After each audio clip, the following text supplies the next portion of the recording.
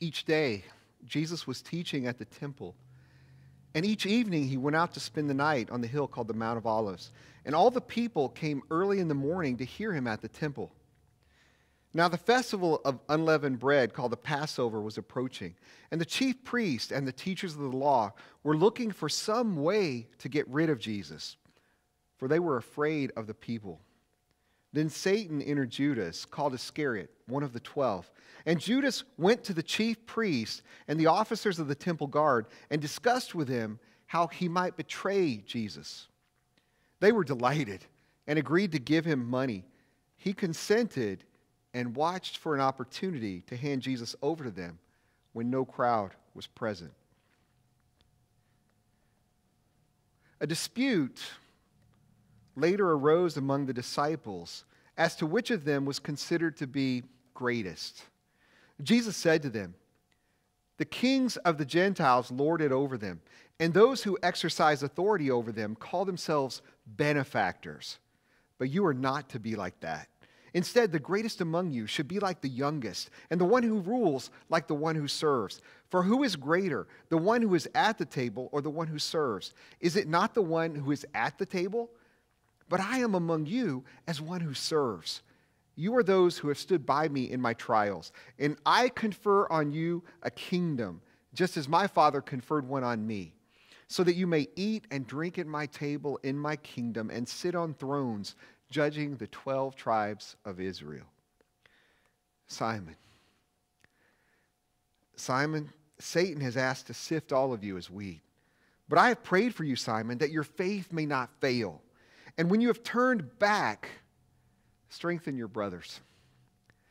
But he replied, "Lord, I'm ready to go with you to prison and to death." Jesus answered, "I tell you, Peter, before the rooster crows today, you will deny 3 times that you know me." Then Jesus asked them, "When I sent you without purse, bag, or sandals, did you lack anything?" "Nothing," they answered. He said to them, "But now, if you have a purse, take it, and also a bag. And if you don't have a sword, sell your cloak and buy one. It is written, 'And he was numbered with the transgressors.' And I tell you that this must be fulfilled in me. Yes, what is written about me is reaching its fulfillment." Jesus went out as usual to the Mount of Olives, and his disciples followed him. On reaching the place, he said to them, "Pray that you will not fall into temptation." He withdrew about a stone's throw beyond them, knelt down, and prayed, "Father, if you're willing, take this cup from me. Yet not my will, but yours be done." An angel from heaven appeared to him and strengthened him. And being in anguish, he prayed more earnestly, and his sweat was like drops of blood falling to the ground. When he rose from prayer and went back to the disciples, he found them asleep, exhausted from sorrow. "Why are you sleeping?" he asked them. "Get up and pray, so that you will not fall into temptation." While he was still speaking, a crowd came up, and the man who was called Judas, one of the 12, was leading them. He approached Jesus to kiss him, but Jesus asked him, "Judas, are you betraying the Son of Man with a kiss?" When Jesus' followers saw what was going to happen, they said, "Lord, should we strike with our swords?" And one of them struck the servant of the high priest, cutting off his right ear. But Jesus answered, "No more of this." And he touched the man's ear and healed him. Then Jesus said to the chief priests, the officers of the temple guard, and the elders who had come for him, "Am I leading a rebellion that you've come with swords and clubs? Every day I was with you in the temple courts, and you did not lay a hand on me. But this is your hour when darkness reigns." Then seizing him, they led him away and took him into the house of the high priest. Peter followed at a distance. And when some there had kindled a fire in the middle of the courtyard and had sat down together, Peter sat down with them. A servant girl saw him seated there in the firelight. She looked closely at him and said, "This man was with him." But he denied it. "Woman, I don't know him," he said. A little later, someone else saw him and said, "You also are one of them." "Man, I am not," Peter replied. About an hour later, another asserted, "Certainly this fellow was with him, for he is a Galilean." Peter replied, "Man, I don't know what you're talking about." And just as he was speaking, the rooster crowed. The Lord turned and looked straight at Peter. Then Peter remembered the word the Lord had spoken to him. "Before the rooster crows today, you will disown me 3 times." And he went outside and wept bitterly. The men who were guarding Jesus began mocking and beating him. They blindfolded him and demanded, "Prophesy, who hit you?" And they said many other insulting things to him. At daybreak, the council of the elders of the people, both the chief priests and the teachers of the law, met together, and Jesus was led before them.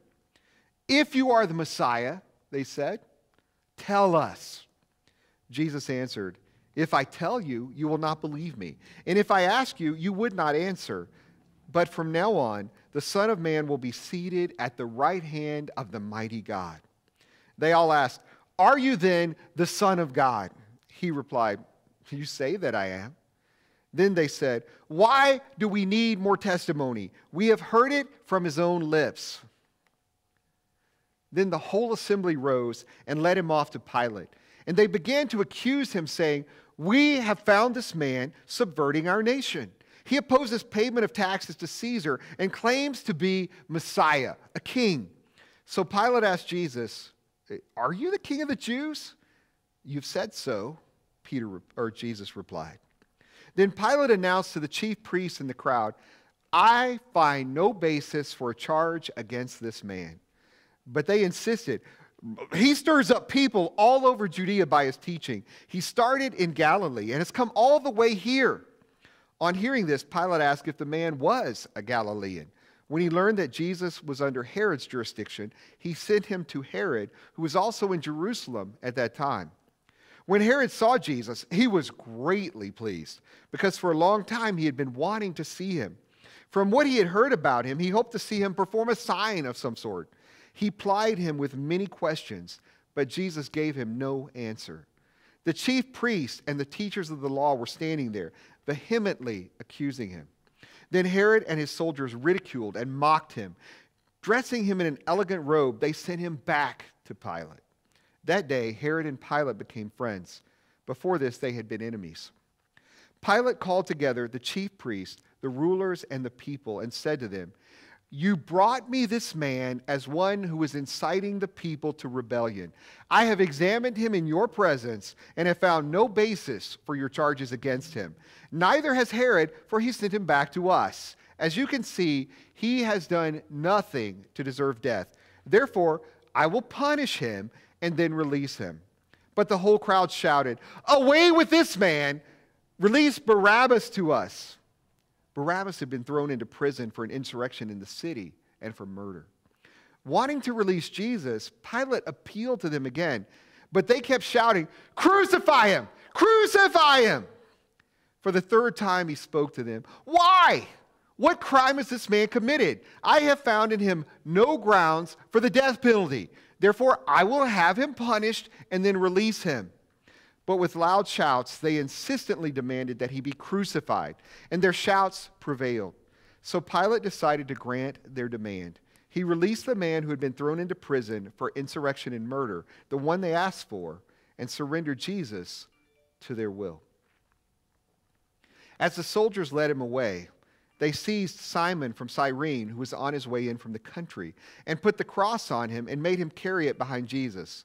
A large number of people followed him, including women who mourned and wailed for him. Jesus turned and said to them, "Daughters of Jerusalem, do not weep for me. Weep for yourselves and for your children. For the time will come when you will say, 'Blessed are the childless women, the wombs that never bore and the breasts that never nursed.' Then they will say to the mountains, 'Fall on us,' and to the hills, 'Cover us.' For if people do these things when the tree is green, what will happen when it is dry?" 2 other men, both criminals, were also led out with him to be executed.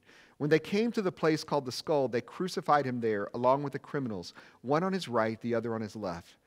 Jesus said, "Father, forgive them, for they do not know what they are doing."